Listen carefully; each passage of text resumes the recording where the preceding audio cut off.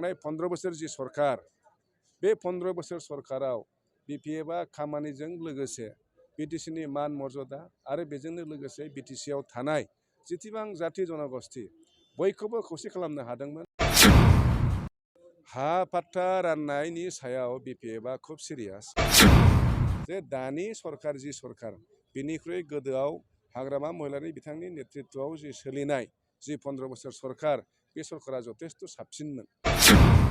बिपिएफआ सिद्धान्त लादोंमोन जे एबार जोङो हाफोरखौ जरिब खालामनानै 2003नि 10 फेब्रुवारिनि जिबायदि आयेन बे आयेन मथे जों साफ्रोमबो बिटिसि नागरिकनो जों हा होनाय बेबस्था लागोन। चिरां जिल्ला क'क्राझार जिल्लायाव माने बेसेबां जागोन फ्राय 16, 17, 14फ्रावनो जोङो फरेस्टनि हाफोरखौ होदों।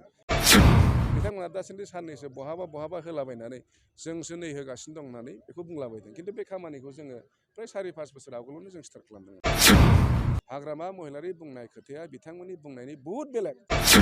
जोंनि बुंनाया बेनो जे दानि जि बर्तमान सरकार सालायगासिनो दङ बिथांमोननि जि 3 बोसोरनि सरकार बेवहाय जों जि नुबाय बिथांमोना गावसिनि सरकाराव माने डेभेलपमेन्टखौथ' बाद होदो गावसिनि सुक्तिनि खामानिबो मावनो हायाखै आरो मोनसेया जाहैबाय गावनि जि स्टेटास बिसिनि मान मर्यादा दंमोन संबिधानिक भाबै जिखिनि दंमोन बेखिनिखौ बिथांमोना लाखिनो हायाखै।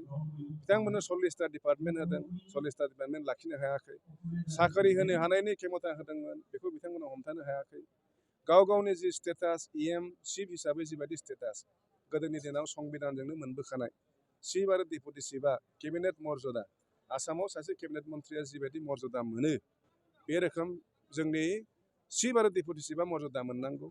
मोनसेया जाहैबाय जोंनि EMफोरा आसामाव स्टेट मिनिस्टार हिसाबै जिबायदि मर्यादा मोनो बे मर्यादाखौ जोंनि EMफ्रा मोननांगौ। नाथाय बेखिनिखौ बिथांमोना मावनाय दांनायखौथ' बिथांमोना नायग्रोखायाखै। गोदोआव थाखानायखौ बिथांमोना मानो खोमादों बेखौ बयबो असान्ति जादों आरो ओंखायनो रायजोफोरनाव मोनसेल' खोथा जिहेतु थांनाय 15 बोसोर जि सरकार बे 15 बोसोर सरकाराव बिपिएफआ खामानिजों लोगोसे बिटिसिनि मान मर्यादा आरो बेजोंनो लोगोसे बिटिसिआव थानाय जेसेबां जाथि जनगोष्ठी बयखौबो खौसे खालामनो हादोंमोन आरो बयबो खौसेयैनो फंसे रावजों बुंदोंमोन जों बिटिसि बासिन्दा जों बिटिसि बासि। बे बिराद गिदिर खोथा। बे बिराद गिदिर खोथा जे बेवहाय 15 बोसोर सासनाव ज' थानानै बेवहाय बिभिन्न जाथि जनगोष्ठीनि मानसिया जों बिटिसि बासिन्दा होननो हानाया बिराद गिदिर खोथामोन आरो बियो। खिन्थु बिथांमोननि दिनाव दिनै मा जानो थांगासिनो दङ सोरबाया गामि ओंखारनायनि धुमधाम एप्लिकेसन होदों सोरबाया माबा होदों। बेबायदि हिसाबै माने जों बेखौनो बुंनो हायो जे रायजोफ्रा अट'मेटिक हमनो हादों। हमनो हानानै बयबो बुंदों जे दानि सरकार जि सरकार बिनिख्रुइ गोदोआव हाग्रामा महिलारि बिथांनि नेतृत्वआव जि सोलिनाय जि 15 बोसोर सरकार बे सरकारा जथेस्थ' साबसिनमोन आरो बे फैब्लासो जोङो बिटिसि आवगोलाव जेरैबायदिमोन जों बेखौ मोनफिननो हासिगोन। ओंखायनो खोथाजों नङा जों खोथाजों बुंला आरो 5 बोसोरा फैथारथोंसै माथ्र आखायाव 2 बोसोरल'सै 2 बोसोर फैनाय लोगो लोगो जों जोंनि आखाइजों जि खामानि मावनांगौ जों बेखौ मावसिगोन। बे खोथाफ्रा रायजोनिफ्राय ओंखारदों आरो।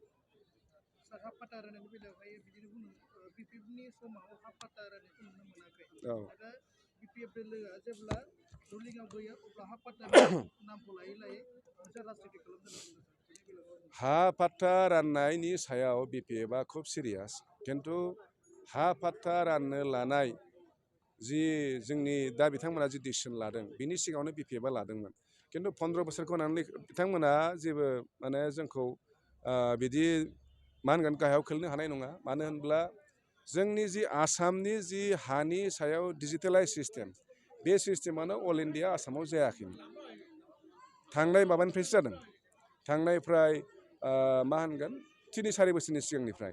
खिन्थु बेनि सिगाङावनो बिपिएफआ सिद्धान्त लादोंमोन जे एबार जोङो हाफोरखौ जरिब खालामनानै 2003नि 10 फेब्रुवारिनि जिबायदि आयेन बे आयेन मथे जों साफ्रोमबो बिटिसि नागरिकनो जों हा होनाय बेबस्था लागोन जाहाथे रावबो लेन्डलेस बेक्ति सासेबो थाया आरो गावनि दखलाव थानाय हाफोरखौ जाहाथे बयबो निजा निजा पाट्टा मोनो। दा हा होनोब्ला लेन्डलेसनिल' हा होनाय नङा जोंहा बयहाबो हा दङ खिन्थु रावनिबो आखायाव खागज गैया नङा होमबा बेखौथ' जों होनांगोन ना। दा ओंखायनो बे खामानिखौ 15 बोसोरखौ दायहोनानै लाब गैया। आं होनदोंना 15 बोसोरनि सिगाङाव इण्डियायावबो डिजिटेलाइज जायाखैमोन आसामावबो जायाखैमोन। हानि एसे सिस्टेमेटिक फैनायानो दाख्लैसो फैदों फ्राय 3-4 बोसोर सिगां। खिन्थु जों बिनि सिगाङावनो बिपिएफआ डिसिसन लादों आरो खामानिबो मावदों।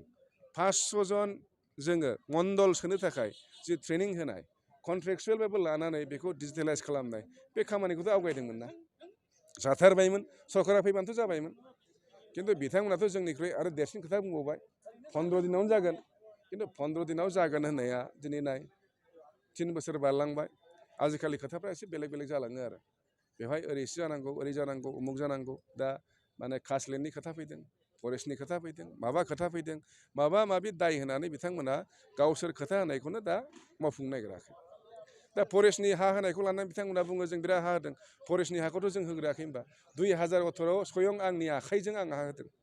नोंथांमोना मिथिगोन मिडियानि मानसि हिसाबै नङासै 2018आव BPFआ आंनि आखाइजोंनो स्वयं जोङो जोंनि हाग्रा ओनसोलाव थानाय बिथांमोननो जोङो हानि पाट्टाखौ होदों। आरो आंथ' बे लेटबावसो बिनि सिगाङावनो चिरां जिल्ला क'क्राझार जिल्लायाव माने बेसेबां जागोन फ्राय 16, 17, 14फ्रावनो जोङो फरेस्टनि हाफोरखौ होदों।